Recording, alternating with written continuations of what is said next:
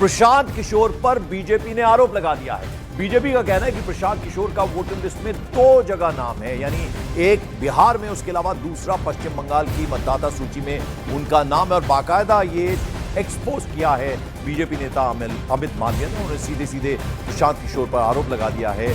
और आप देखिए किस तरह से जो उनका एक्सपोज है उसमें दोनों जगह की लिस्ट दिखाई गई है, मतदाता सूची दिखाई गई है, जिसमें एक तरफ आप देख रहे हैं जिसमें बिहार का जिक्र है, यानी सासाराम में जहां उनका वोट है, और बाकायदा उनके पिता का नाम, उनकी माता का नाम, उनकी उम्र 48 बरस आप देख रहे हैं। और दूसरी आप लिस्ट देखिए, दूसरी तरफ वेस्ट बंगाल का, यानी उनकी कौन सी जगह है, कारागार जो जगह है, कॉन्स्टिट्यूएंसी है, वहां उनका मतदाता सूची में नाम है।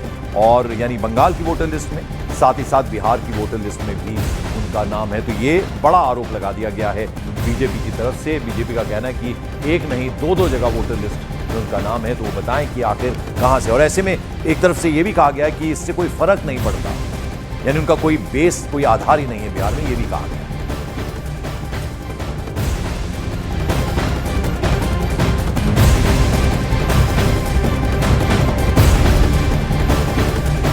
और इस बीच दोहरी वोटर आईडी को लेकर चिराग पासवान ने भी प्रशांत किशोर पर सीधे सीधे हमला बोला है। क्या कहा उन्होंने, उनकी बात आपको सुनिए।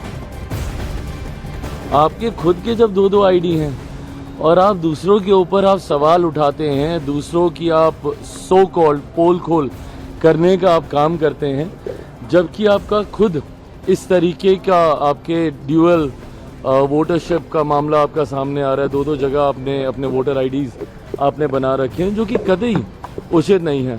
और आप तो उन लोगों में से हैं जो जानकार हैं।